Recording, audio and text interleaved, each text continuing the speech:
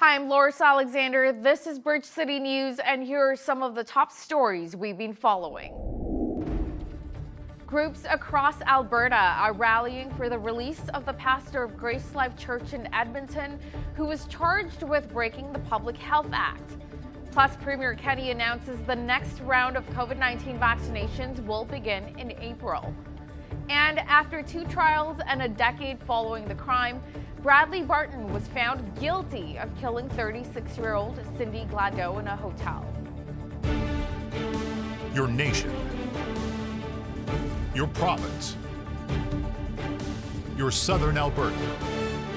From the heart of Lethbridge, it's Bridge City News Weekend Edition. Thank you for joining us. An Edmonton pastor who was charged with breaking Alberta's Public Health Act and refusing to agree to the conditions of his release is receiving outstanding support. Groups from across the province are rallying for the release of Pastor James Coates today outside the Alberta Legislature building. What's happening in this province this morning than this thing right here? If in the communist country of Cuba, churches are open and we are jailing our pastors, what is happening to us? God, help us. God, shake our nation. God, wake us up. God, shake Christianity. Help us, Lord. Help us, Lord, not to be lukewarm anymore. Now is the time to be burning hot for God. Lord, help us. Lord, help us to be what God is calling us to be. Alberta Premier Jason Kenney says more seniors and those in group homes and homeless shelters will be among the priority cases for the next round of the COVID-19 vaccinations beginning in April. Kenney says all residents in long-term care and designated supportive living facilities, about 29,000 people, have now received the recommended 2 doses. We have completed all second doses for residents in Alberta's long-term care and designated supportive living facilities. More than 29,233 residents across the province have now received 2 doses of vaccine. This represents all eligible residents at these facilities, except those too sick or otherwise unable to receive both doses. This important milestone means that thousands of Albertans can count on their loved ones being fully protected against COVID-19. These residents of long-term care and DSL centres are among the most vulnerable, of course, in our society, and we're committed to protecting them. As you know, about 2/3 of deaths from COVID-19 in Alberta have occurred in those settings, and we are very happy to see that since the vaccines began in long-term care centres, that the number of infections, of outbreaks, of hospitalizations, and of fatalities coming from long-term care has fallen dramatically. That is very good news. In addition to expanding vaccinations to all seniors aged 75 and older, I'm also pleased to announce the details for Phase 2 of Alberta's vaccine rollout. We remain focused on protecting the most vulnerable Albertans, protecting our healthcare system, and, of course, preventing outbreaks. Our vaccination rollout has always been focused on ensuring that Albertans who are most at risk of serious outcomes from COVID are protected first. So Phase 2 will roll out in 4 groups, covering 1.8 million Albertans. We expect to begin Phase 2 vaccinations in April, but this is, of course, dependent on how much supply and how many doses we get out of Ottawa. Friends of Cindy Gladeau, a 36-year-old Métis and Cree woman, let out a sigh of relief outside an Edmonton courthouse after the man accused of killing her was found guilty. 2 trials and a decade after police were called to the bloody crime scene at a hotel, Bradley Barton, a former trucker from Mississauga, Ontario, was found guilty. If you're of Aboriginal descent, you're still not equal, unfortunately. And I mean, if you're in a high-risk lifestyle, that seems to be the forefront, which doesn't make a difference because they're still a human being, they're still a mother and daughter or sisters. So in all reality, she wasn't still given the proper respect that she had coming to her as other victims have. In this case, we had a victim who was silenced, and so she didn't have the opportunity to tell her side of the story. And I think this is a very small opportunity, perhaps gives us some, and I emphasize some, confidence that perhaps there is a chance that you can have justice, even though you were silenced. But that was a very, devastating part of this case, is that her voice was silent. Mr. Barton's disappointed, I am, the team is, but we're not surprised. We knew that this was going to be a very difficult case to win. Mr. Barton has suffered a lot of setbacks and rejection from his own community for a very long time. When he won his acquittal last time, the weight of the nation and the judgment of the nation was that they wanted this overturned. And so Mr. Barton felt the weight of the accusations for a very long time, and especially since his first acquittal. And he was expecting sort of a bad result here.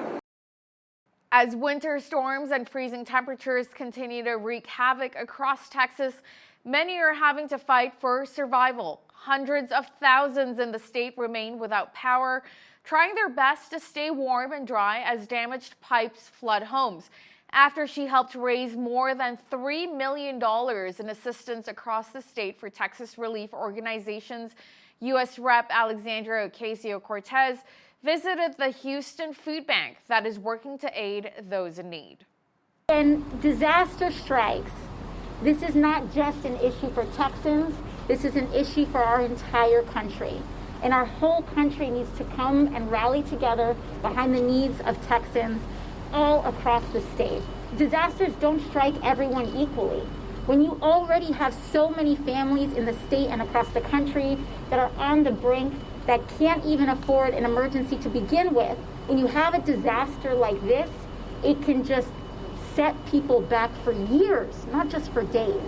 And so we have tragedy in this state. We need to rally around the state. We need to rally federal support for Texans and the state of Texas. And we need to make sure that we make short and long-term policy decisions so that this kind of devastation, preventable devastation, never happens again. We hit $3.2 million in assistance for Texans across the state just last night. And I think this shows that New York stands with you, but the whole country stands with you. I know that people are still hurting even today as our power is restored, as our water is back up, because we've got repairs to make. We've got weatherization issues. We've got to make sure that people have food and water. Pastor Jim Conrad of Townview Baptist Church in Atlanta said that recently a young gay couple and their 3 boys who'd moved into the neighborhood asked him if they would be welcome at his church. Pastor Conrad said yes, and now is receiving backlash, including a 30% loss of congregants. I was baptized in a Southern Baptist church, licensed to ministry in a Southern Baptist church, ordained by a Southern Baptist church. So I am a product of the Southern Baptist system. When we made the decision to welcome LGBTQ persons who had professed faith in Jesus and been baptized, we knew that that was setting us outside the bounds of that particular place. One of the challenges facing the Southern Baptist Convention right now is it's difficult for them to work with people who don't agree at every point.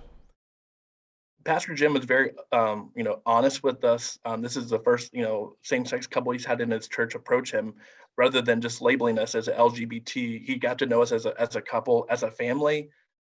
To say that you could come and worship with us and sort of operate on a don't ask, don't tell policy didn't seem right. The Southern Baptist Convention will make a decision that we are no longer welcome as a member of their family, because we have welcomed LGBTQ believers as members of our family. They're free to make their decision, but we are also free as a church to make our decision, and we feel quite good about it. We don't feel like that being a Baptist is incompatible with being LGBT. We think that they can evolve their position understanding of the issue and still call themselves a Baptist. I came to the party late. I'm a 60-year-old straight white Baptist preacher. But if this old dog can learn new tricks, if this little Baptist church can make sure that all means all, then have hope.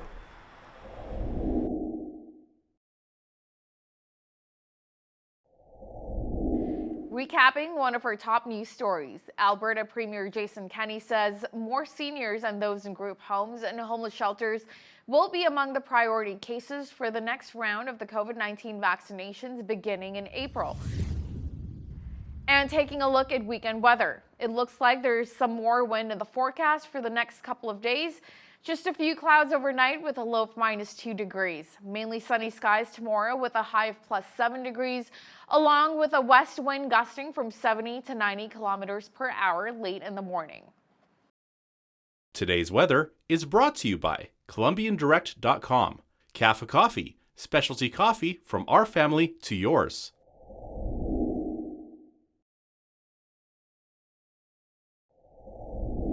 After the break, BCN's Hal Roberts joins John Carpe, president of the Justice Center for Constitutional Freedoms, to discuss the controversy surrounding lockdowns. Stay tuned. The hotly contested debates over whether or not to keep COVID-19 lockdowns in place continues across Canada. Our guest today joins me now from Calgary via Zoom. John Carpe is the president of the Justice Center for Constitutional Freedoms. John, you're launching legal action against the federal government over the fact that Canadian residents will be required to quarantine at their own expense after returning from international travel, regardless of their negative COVID-19 status. Can you explain? Since late January, the Justice Center has been contacted by people all across Canada that are being forcibly detained, even in some cases with a negative COVID test, and they have no access to a lawyer. They're taken to a secret location. They're cut off from their family. Their family is not allowed to know where they are, not allowed to speak with each other by telephone. And the detention, the imprisonment, is not reviewed by a judge, which is normally what happens when if the police lock you up because you're, accused of shoplifting or even accused of murder. If you're detained somewhere, it goes before a judge for a ruling as to whether the detention can continue or whether you should be allowed out until the time of your trial.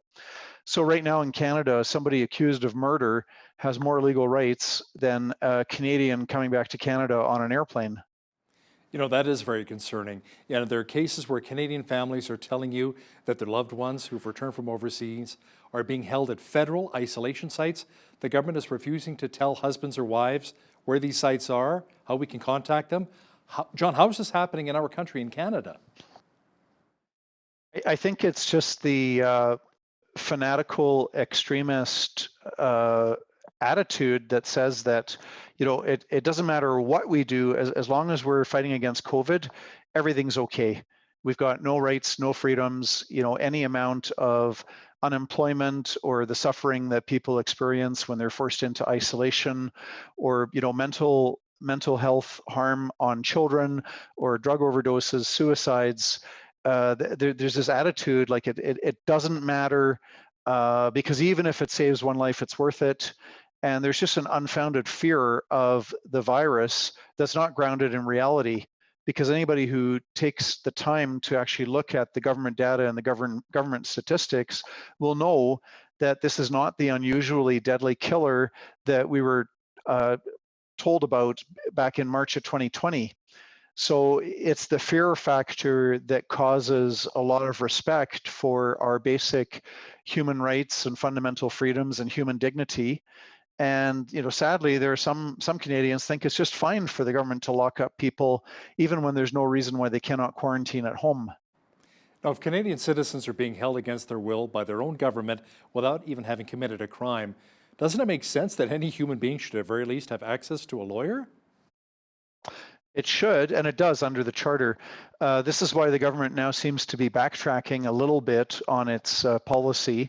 But in the meantime, we're still moving ahead on getting our court action ready, because when the policy actually becomes law officially, that's when we're going to take it to court. What's interesting, we recently interviewed an Edmonton couple, the Mathis family. Nicole came back from Dallas, Texas to the Calgary airport. She was whisked away. And again, her husband, like, what's going on? You know, the people who took her away, the police didn't tell her husband exactly where they were taking her to this isolation facility. Turned out she had the wrong COVID test. She had the antigen test when instead it should have been the PCR test. So instances like this, we're hearing it over and over again, John. Can people like the Mathis family sue the federal government? Well, the Mathis family, Nikki Mathis is one of our clients, and we're going to have, we're already at a half dozen clients, and we're getting more emails, so the number will be larger.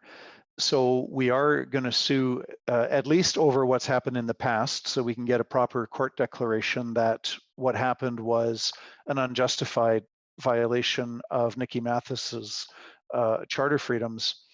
But the other part of the court action would be to challenge the policy itself. Now, if the government really cleans up its act, the second part of it might not be necessary.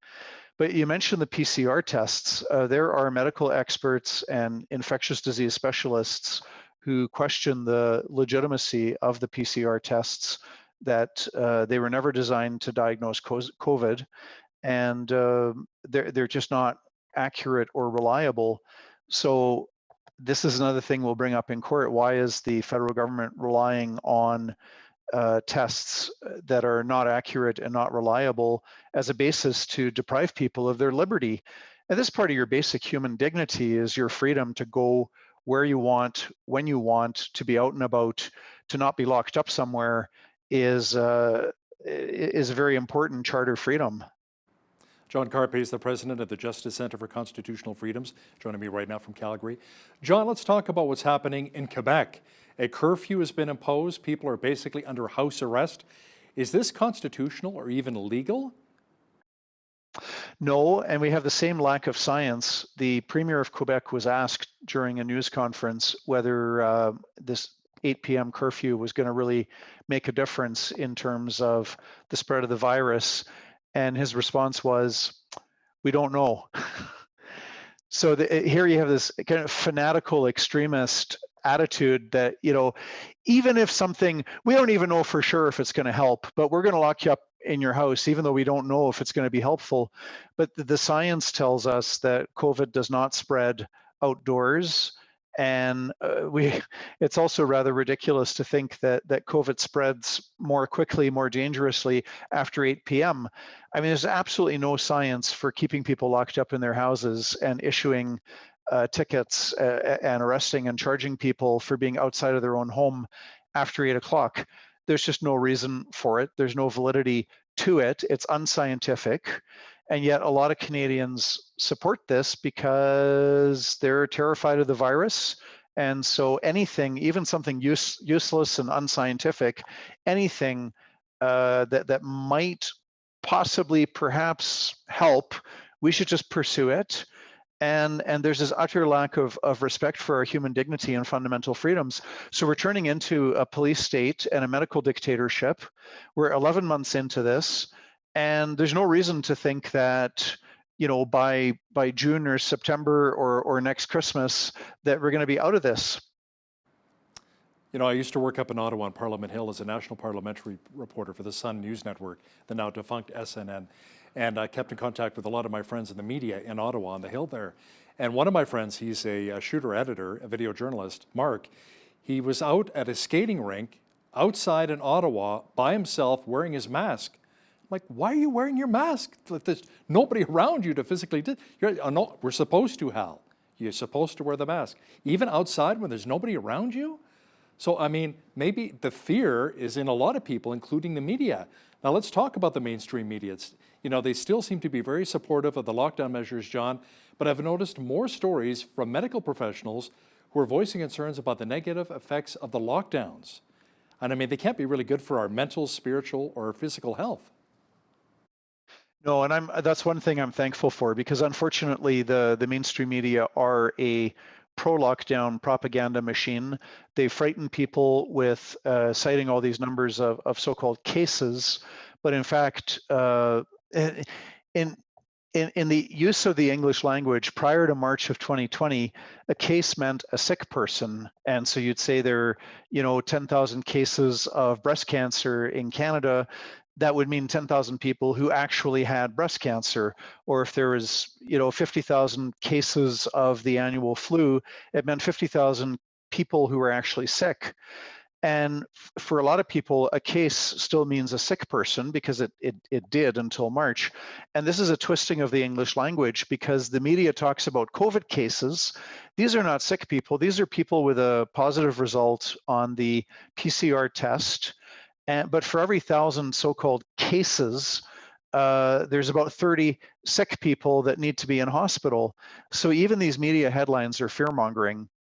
But on the positive side, more and more doctors, bit by bit by bit, you get more and more doctors that are saying, look, we've got, serious mental health problems in children who are living in a state of fear, who are told that if they get within 6 feet of a person, that they might kill their grandmother, which is completely false. And you've got more and more data coming out on cancer deaths, because you've got the MRIs and CT scans that are being shut down to as part of the lockdown measures. So now when people are finding out way too late, oh, you've got cancer, but if you'd had a timely test, it would have been stage 1. But now it's like, oh, well, I'm sorry, you've got stage 2, stage 3, stage 4 cancer. And you don't need to be a doctor to know that cancer spreads and it gets worse and it needs to get caught early.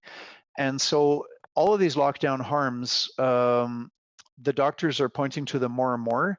And I hope that those will be wake-up calls for people, that even if COVID was a super scary, super dangerous virus, which it is not, but even if it was, the amount of harm that lockdowns are inflicting is just killing more people than what COVID does. Now, gym owners are really angry right now that they're not being allowed to fully reopen. Do they have any legal options? Well, the Justice Centre has taken the governments of British Columbia, Alberta, and Manitoba to court, and we will also be taking Saskatchewan and Ontario to court. Unfortunately, those court actions, this is terrible, but it takes 2 years, 3 years, 4 years before you eventually get a ruling. So right now, the gym owners, their choice is to comply or to open up and risk what I imagine, depending on which province, are very hefty fines. But there's no scientific justification for this. Typically, the people threatened by COVID, the people who should be afraid would be if you're 82 years old and you're in a nursing home and you're already dying of cancer, heart disease, emphysema, diabetes, whatever other illnesses, then you should be worried. These are not the same people who are going to the gym. People going to the gym, if you're healthy enough to go to the gym, you're not in the high risk category of catching COVID or dying of COVID. So there's no scientific basis for keeping gyms closed. And this is bankrupting good, honest business people that are trying to earn a living. And the government's effectively putting many of them out of business, and it's cruel. Now, there is a slight restriction being lifted here in Alberta where you can do one-on-one training with your trainer at the gym, but the trainer has to wear a mask. But as for letting everybody back into the gym, no, not yet. So, John, how do provincial governments decide who can and cannot open? The complaint from small business owners who I've interviewed that they've had to shut down and they may be going under is that maybe there are different rules that apply for the big box stores that are allowed to open. Walmart's never been closed since March of 2020. And that's where people congregate. And, if you are trying to get people to be not in touch with each other as much, which again, the virus is not a threat to 90% of Canadians. So there's no reason for 90% of people to live in fear. But if you are trying to disperse people into as many different businesses as possible, the best way to do that is to let all businesses be open and to let all businesses pick whatever hours they want. That's how you're really going to spread people out, so you don't have people close together. But in a lot of provinces, you've got everybody packing into the food section of Walmart, and all these other places are being unfairly punished. And so these distinctions are arbitrary, and we're still waiting on politicians to come up with some actual evidence that would suggest that these lockdowns are saving any lives. I've been watching this closely for over 10 months, and there's no evidence that I've seen that anybody's put forward. People assert, the politicians assert that lockdowns are saving lives, but that's not providing evidence. That's just making an assertion. John, do you have any updates now on the churches and how they're doing in their legal battles, such as what's happening with the Trinity Bible Chapel in Ontario? Trinity Bible Chapel is taking the rap, taking the heat on behalf of a lot of other churches, because they have said that it's fundamentally important for them to minister to their community and minister to the congregants, to the worshipers, to the believers. For a lot of people, church is their only family. I mean, a lot of people are living with, a husband or wife or kids or parents or whatever, but a lot of Canadians are not. And this is their only chance for some in-person contact. And so the government is threatening contempt of court and millions of dollars of fines. And very courageously, the church is staying open in spite of those threats. So that's in Ontario. In British Columbia, we're going to court March 1st because we have a court action on behalf of churches, and we're pointing out just the hypocrisy and inconsistency of allowing restaurants to be open and strangers can go in and eat in restaurants, but churches must be totally closed, even with seating restrictions and this and that. They're not allowed to open at all in British Columbia, and there's no rational or scientific basis for that. The persecution of the church continues even in the 21st century. John Carpace, the president of the Justice Centre for Constitutional Freedoms, thanks for joining me today from Calgary. Good to be with you, Hal. There are many legal gun owners who are taking issue with Ottawa's proposed new gun ban legislation, which would allow municipalities to ban the handguns. There are also some local politicians who are not too happy with it, including Alberta Justice Minister Casey Medoux. To talk about this in more detail is our legislative reporter and the Alberta correspondent with the National Post, Tyler Dawson. Tyler, you've been following this story closely, and the main reason Minister Medoux takes issue with the legislation is that it doesn't really go after the real criminals who have illegal handguns?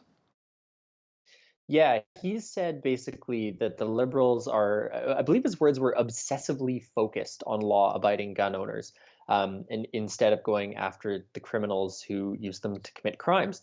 So he said that in a statement on Tuesday night. And the other thing that you'd mentioned was this municipal handgun ban possibility.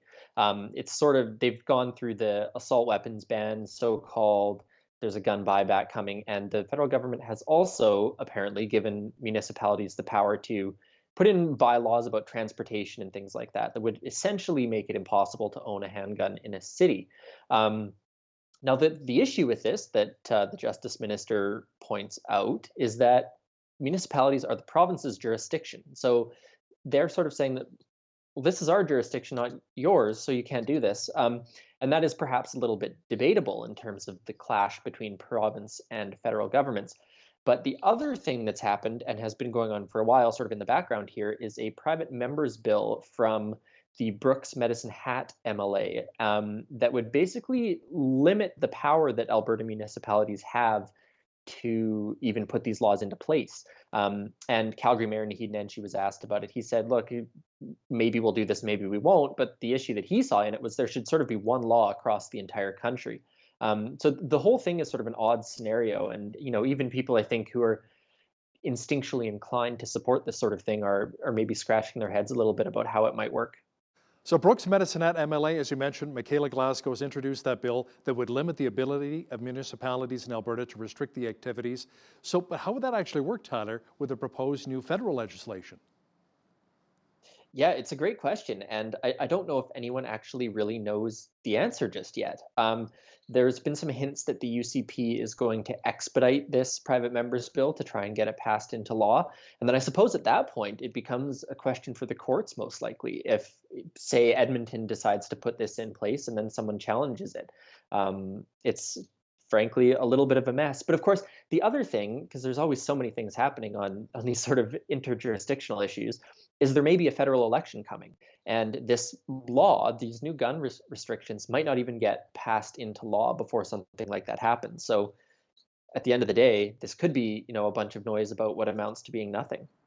The RCMP union has launched a campaign to save the Mounties in Alberta. Now, and as you and I have discussed before, the Kenney government says it wants to see a provincial police force similar to what they have in Ontario. Does it all come down to dollars and cents? At the end of the day, you have to think it probably will. As it operates right now, the Mounties operating in Alberta there's a cost sharing agreement between the federal government and the provincial government to pay for policing. So the question, if Alberta was to go ahead with a provincial police force, would be how much does Alberta then just have to pay?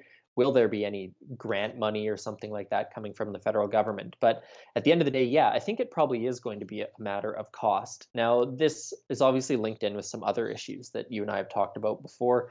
This idea came up with the Fair Deal panel when it was doing its work.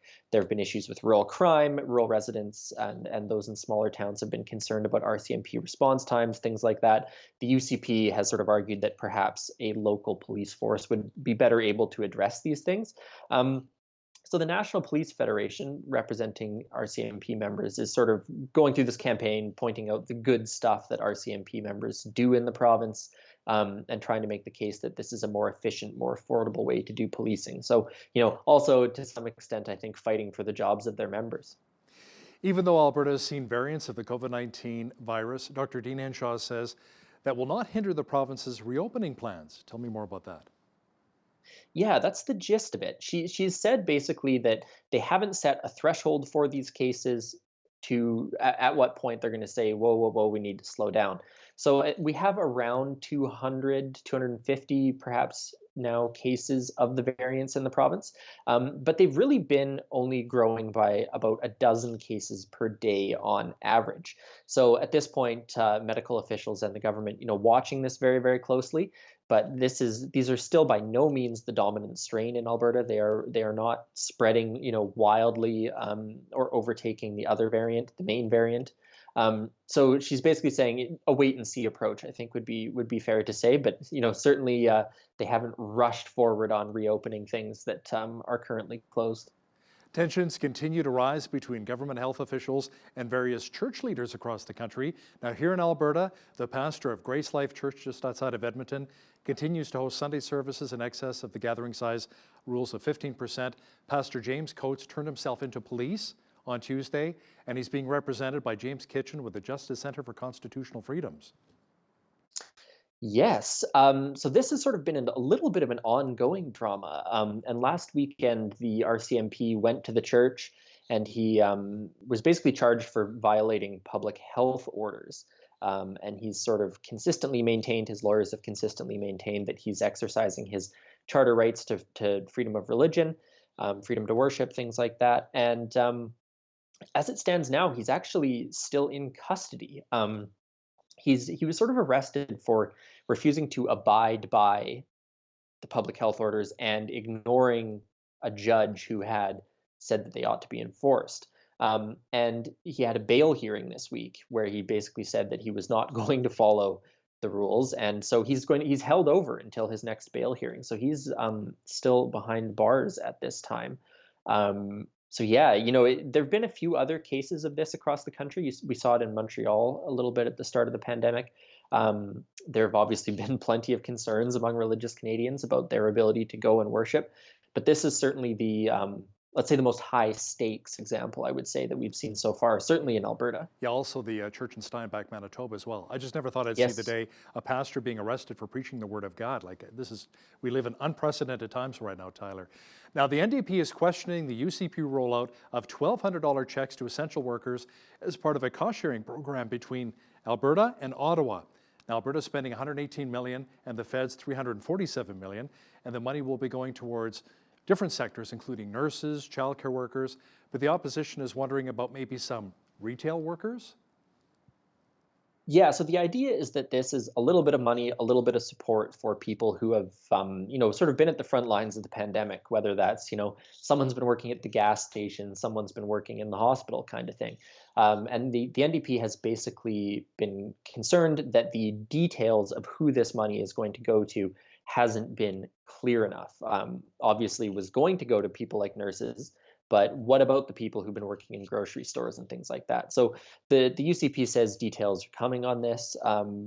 But these are significant programs that I think probably take quite a bit of work to sort out. But the NDP is raising concerns about this. And the other thing that is sort of happening in the money front is the Alberta government announced on Wednesday some new funding for small and medium-sized businesses. Basically, I think up to $10,000 to sort of help them weather this next leg of the pandemic. So, we've seen lots of money coming from the feds through the CERB program and wage benefit programs and things like that. And these are, just two examples of what the Alberta government is sort of contributing to help people out who are on the front lines of the pandemic, let's say. Tyler, a survey from student groups suggests there has been a brain drain in the province, with young people not seeing many prospects for their future. Now, Tyler, some of these well-educated and talented young people are thinking of leaving for greener pastures? Yeah, a study by the University of Calgary Student Union just sort of surveying people and saying, what are your post-graduation plans? And the people they talk to, some of them certainly, are looking at Alberta and saying, there's been a long economic recession that we're in right now that there isn't, an obvious or immediate way out of. There's budgetary issues. There's the issues of what some tax reform might look like. There's jobs issues. There's healthcare issues. They're concerned about tuition levels right now, as those seem likely to be going up. So, in conclusion, they're basically looking at the circumstances of the Alberta advantage and saying they don't really see the advantage anymore. So perhaps they'll decamp to BC, perhaps to the United States. This isn't an obviously huge political problem at this point, but I would say that the UCP and Jason Kenney in particular have talked a lot about Alberta's benefit to business and entrepreneurs and investors because of a young, well-educated workforce. I think we might have the youngest workforce in the country. So, at some point, if this brain drain materializes, I think that does become a political issue. Of course, a survey is one thing. Whether or not we start seeing people leave in large droves is another. But it's just one of those, trends, I think, on sort of the sidelines here that's worth keeping an eye on. I've spoken to some college graduates as well here in southern Alberta, graduating from university and college, and they're thinking of going to Vancouver, Toronto.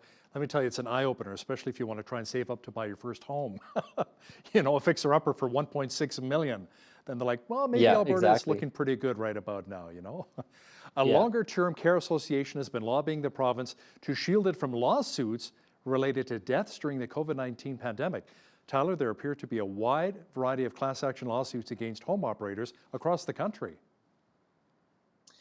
There's been a lot of drama in long-term care homes since the start of the pandemic. There's no doubt about that, the bulk of the tragedy has happened in long-term care homes. And as you say, class action lawsuits brought by families of people who died in these homes.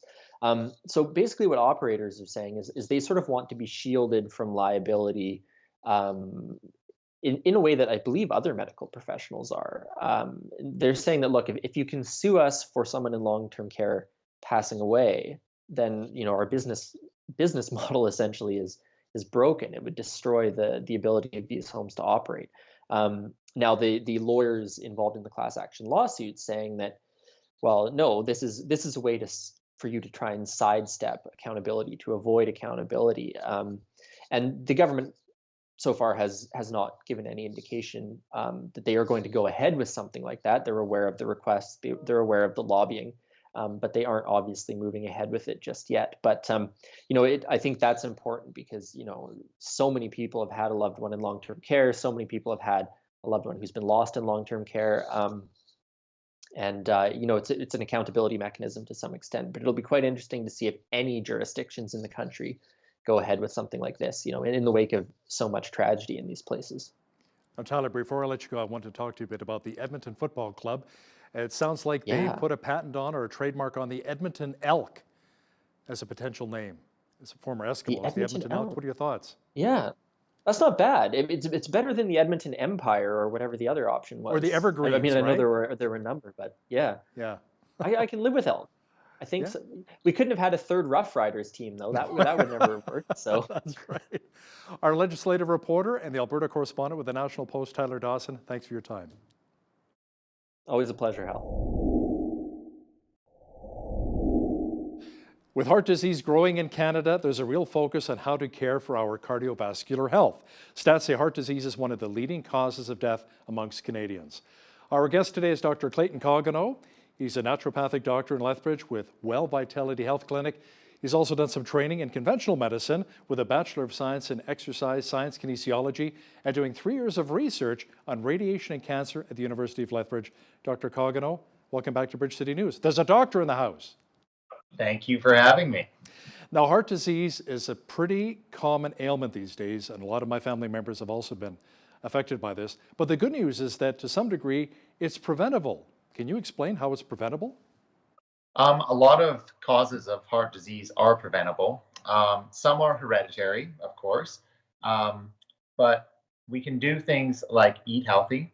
Proper diet is very important, and exercise, right? And those things can absolutely prevent heart disease. There's even a few supplements that can help prevent heart disease as well. Now, when you're talking exercise, maybe a nice walk after dinner, 15, 20 minutes, will that make much of a difference? It helps, absolutely. Cardiovascular exercise is the majority of the benefit to the heart. So that means getting the heart rate up to approximately 75 to 85% of your maximum heart rate. So you can work with a personal trainer to do that, to do it safely. And that cardiovascular exercise is the exercise that's going to mostly strengthen your heart, lower cholesterol, and prevent the cardiovascular disease. But the walking after dinner is going to also provide you with many benefits too. Now, there's some people, Dr. Coggino, who are at a higher risk of heart disease. Is it hereditary? Runs in the family? Yes, it's been proven to be hereditary to a large degree. Certain patients will come in with elevated cholesterol. They may be eating absolutely perfectly. They might be dieting well, exercising, yet still have elevated cholesterol. So same with blood pressure. So there is a component to it. It doesn't mean that you can't lower it, but it's important to get tested and make sure that you're doing sort of everything you can lab testing wise, so that it doesn't sneak up on you. Now, something I've heard as well, doctor, is that a stressful lifestyle, anxiety, depression can also be factors in heart issues. Is that true? Absolutely. So when you are stressed out, typically a few things happen. The first thing that happens is that your angiotensin goes up. So your blood vessels will actually shrink. They'll get a little smaller. That'll increase your pressure on your blood vessels, and that increases your blood pressure. So that increases your risk of heart disease or heart attack. The other thing is when people are stressed out, they tend to not eat as healthy. So that means usually a higher salt diet, a higher fat diet, eating out more, higher refined carbohydrates and sugars, and those things can lead to increased risks as well. Now, you mentioned the high blood pressure. It's another culprit that increases heart issues. What kinds of things increase our blood pressure outside of stress?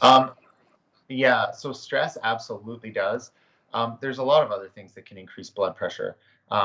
There's more common ones like smoking, for example, stress, lack of exercise, a lot of lifestyle things, even increasing salt in your diet ends up making you drink more water, and it increases your blood volume, which then puts pressure on the blood vessels and increases your blood pressure. Smoking does it as well. A lot of these things are lifestyle changes that you can actually work with, which is great. You just have to look into it a little bit and work on it. Now, will some alcohol actually lower the blood pressure? I'm thinking specifically of red wine. I have people in my family who love their red wine. There's certain foods. Alcohol typically isn't the best option when it comes to blood pressure and even cardiovascular disease itself. Alcohol, red wine specifically, has resveratrol in it, which is actually a great anti-cancer agent. But yeah, it's probably not the best option, alcohol, when it comes to lowering blood pressure. Chocolate, on the other hand, not milk chocolate, but dark chocolate is. I know it has to. You're breaking my heart chocolate. here. Yes, I know. It has to be dark chocolate, but it actually has a lot of cardioprotective effects and a lot of research on it actually to back it up. So outside of exercise and diet, are there other natural ways to potentially lower the high blood pressure? Yeah, there is. So very common. A lot of people will take magnesium is a very common one. It will vasodilate or open up the arteries, and it works actually really well. We can even give it intravenously in certain more extreme cases, and it's quite fast. Depending on the form, though, you want to take the right form of magnesium to do that. Other things that can lower blood pressure and even just help with cardiovascular stuff is like CoQ10, garlic, serapeptase. There's a lot of things that you can do lifestyle and supplement wise. You can decrease stress by doing yoga and meditation. A lot of these things will activate your parasympathetic nervous system, or the nervous system that calms you down. So with those patients or people with blood pressure that's related to stress, decreasing stress beyond just diet and exercise is a huge factor. I find with me, as well as meditating on God's word and in prayer, in that regard, brings me a lot of peace to my spirit, my soul, and my body. And sometimes music really helps too. Worship music really helps me in that regard. Now, let's talk about magnesium for just a moment here. What about foods that are high in magnesium that we can eat? Yeah. So in terms of foods that are going to be elevated in magnesium, they're not going to be strong enough to lower someone's blood pressure. You're going to have, unfortunately, you're going to have to take something such as like a higher dose of something to lower someone's blood pressure. Blood pressure itself is actually very complex. It's a very complex system, and it's typically actually quite difficult to lower in people. And so prevention is key. So eating a healthful diet high in bioflavonoids, lots of fruits, lots of vegetables, decreased saturated fats. Those are probably the best things to start preventing. Supplementation wise, you can do things beside pharmaceuticals to lower things like cholesterol, which can increase, basically it decreases the circumference of the vein or the artery, which can increase blood pressure. So yeah, there's a lot of things you can do, but once you have an elevation in blood pressure, magnesium itself, it won't be high enough in certain foods. It actually has to be supplemented. Now, you talked a bit about fats. I'm thinking more specifically animal fats, maybe healthy fats. Many members of my family, they always like to trim the fat off of a steak, off of a pork chop. Are you saying maybe we shouldn't do that? No, you want to do that. Oh. So yes, sorry. I'll clarify. But that tastes so good. Okay, go ahead. I know. So saturated fats are the fats that are typically harder at room temperature, such as red meats. So that is what you're talking about. Now, those fats tend to stay around in our bodies, not be utilized quite as much, and they clog our arteries. Those are the ones that are bad. Healthful fats would be omega-3 fatty acids. So those are found in fish, for example, but you can also take supplementation. Now, those will actually lower bad cholesterol. They'll lower the LDL bad cholesterol, and they'll raise the HDL good cholesterol in your body. And there's a lot of foods that have those in there, but the predominant one is going to be sort of following similar to a Mediterranean style diet or even a DASH diet, where you're eating a lot of fruits, a lot of vegetables, and then increasing the healthy fats in your diet, such as fish. Is there bad fish to eat? Like maybe too much tuna, or like some people like tilapia, as opposed to good fish? Yes, absolutely. There is not so much for bad fats, so to speak. It's more so because of heavy metals, toxins. So like, for example, tuna is quite elevated in mercury, right? And that's because it's a very large fish. So it bioaccumulates the other fish's mercury. And so it bioaccumulates in its own tissues. So it shouldn't be eaten overly quite a lot. But even elevated global lead level has been shown to increase hypertension or high blood pressure in patients. So the role of toxins in the body is also very important when it comes to blood pressure. So maybe, I guess, trout And salmon, they're pretty good still, smoked salmon, traditional Yeah, favorite in our smaller. household. Yeah. Yeah, usually the smaller fish are actually the ones that are going to be healthier for you. So when we're deriving, for example, an omega-3 supplement, typically they're using sardines and anchovies to obtain that omega-3 because you get less bioaccumulation of toxins in the oil. And because fat can store it, you want to make sure that you're eating smaller fish, not bigger fish.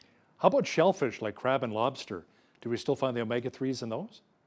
Not as much. No, they are high in protein, but they're not high. They're delicious too, but they're yes, they are.